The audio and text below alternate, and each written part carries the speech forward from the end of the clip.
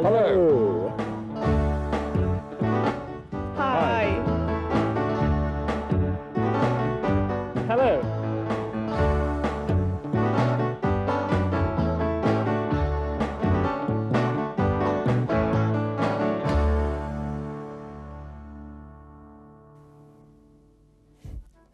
Welcome to our program, friends and followers of That's English.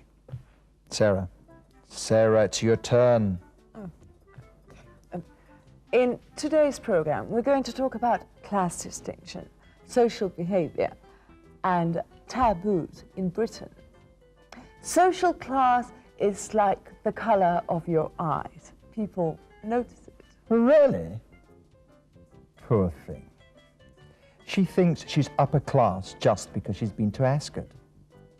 With that income and that terrible accent. Remember these words, upper, middle, and lower class. You will hear them in today's documentary. You will also hear the word income. It means ingresos. And now, this is the information we'd like you to pay attention to during the documentary. After watching it, we'll ask you the following questions. Which of the following elements make Britain different from other countries with regard to social class? Income, accent, social mobility, or education? What are the 3 necessary conditions you need to become a member of the clubs mentioned in the documentary? Ready? Then let's watch our Out and About.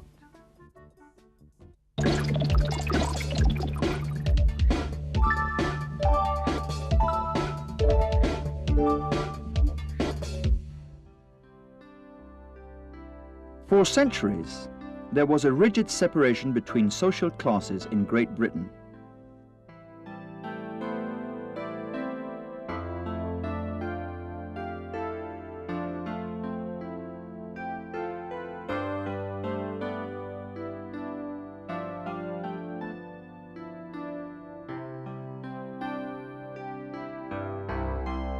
This led to different social behavior and even differences in language between upper and lower classes.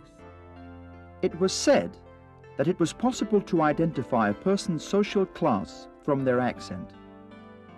To find out if this is still true nowadays, we asked Michael Argyle, a psychologist, if he thinks the class system in Great Britain is as rigid as it's always been. Yes, it is widely believed that there are big class differences in Britain, but I don't believe this is right, because if you look at the dispersion of incomes, we are about the same in our income inequality as other European countries, and we are more equal than America. And if you look at social mobility, the number of people who go up or who go down, this is about the same as anywhere else. Where there is a difference, I think, is in our speech style. There are very big differences in accent, and that makes people's class very obvious and easily identified. These beautiful facades belong to some clubs. They're near Piccadilly, an area of London which has been known as Clubland since the last century.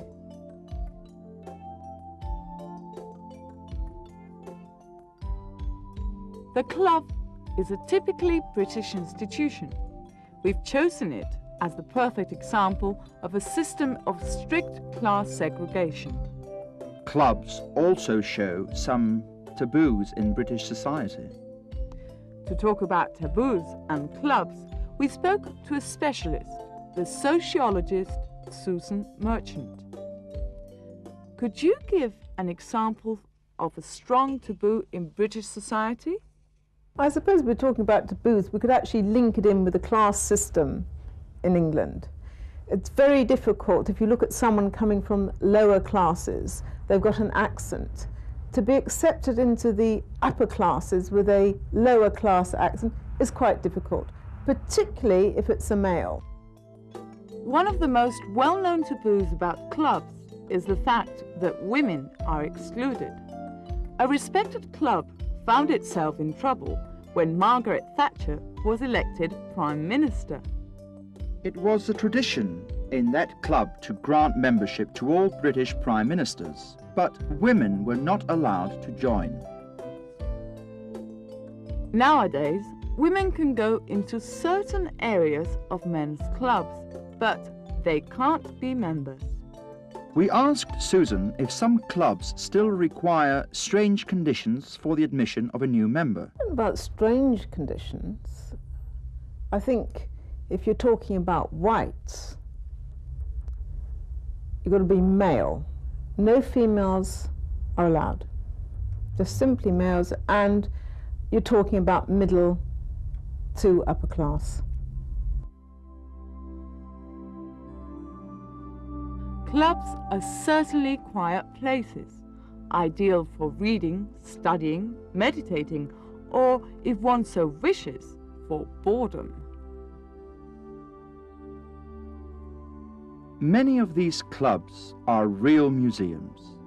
They house beautiful old furniture, crockery, beautiful prints and paintings, portraits of distinguished members. In the past, there were some strange clubs, such as the Club of Silence, whose members were not allowed to speak, or the Club of Fat Men. But only the more artistic, political, or aristocratic have survived to the present. Clubs now have economic problems and have been declining since the 1950s. But in former times, there were meeting places for important people of the British cultural, scientific, or political worlds.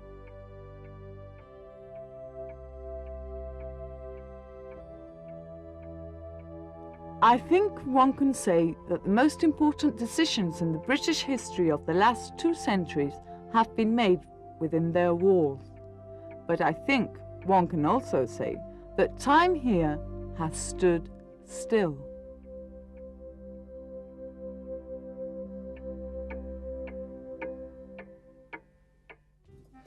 Let's have a look at the questions.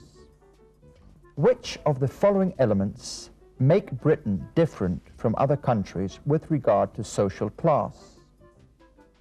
Income, accent, social mobility, or education?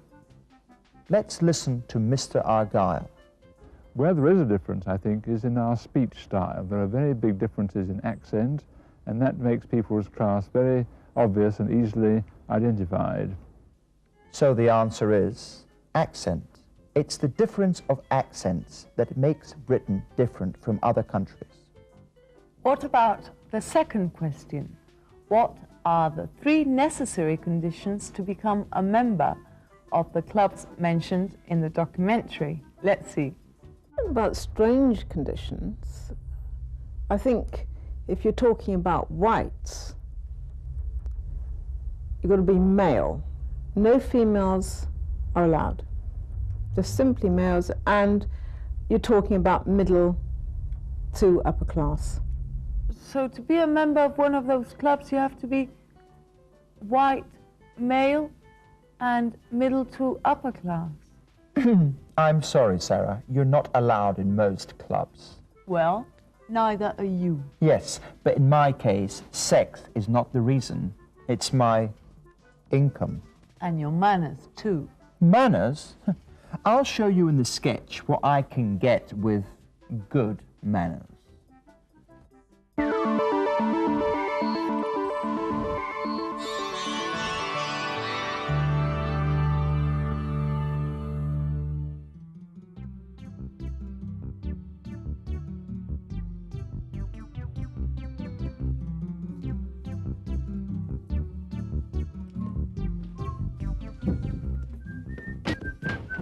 I'm sorry, sir. Excuse me. Go ahead. Can I help you? Hands up. Hands up, please. You should be more polite. We British always say, please. Please, hands up. And now give me the money. No. The money, please. Remember, In Great Britain, you must always say, please. Please give me the money, you bloody woman. No, no, no, no, no. Look. Could you please give me the money? I ask you first. Sorry. He's not very intelligent. We British think that manners are very important, sir.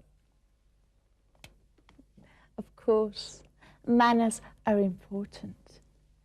Could I have the gun, please, madam? Now, pay attention. Would you please give me the money, madam? It would be a pleasure.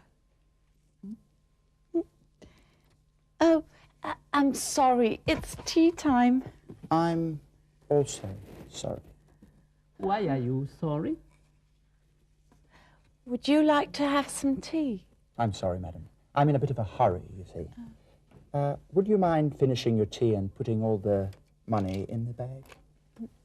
Are you really a thief? Me? A thief? How rude. It's terribly impolite. I'm a radical capitalist who loves making money, my friend. Here you are. Thank you. It's been a pleasure working with you. Will you come back tomorrow?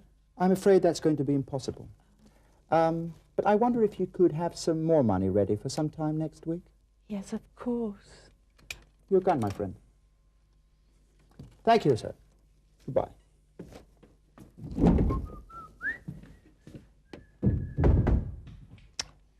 It's all a question of manners. Good manners will get you anywhere.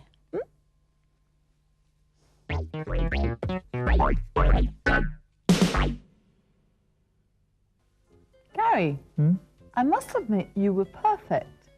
Lo tenías bien ensayado, ¿verdad? Well, a gentleman is a gentleman, whatever the circumstances, Sarah. No, si no me refería a lo de caballero, me refería a lo de ladrón. Ha, ha, ha. Bueno, okay. Well, I think it's time for us to watch the summary of what we've learnt in this unit.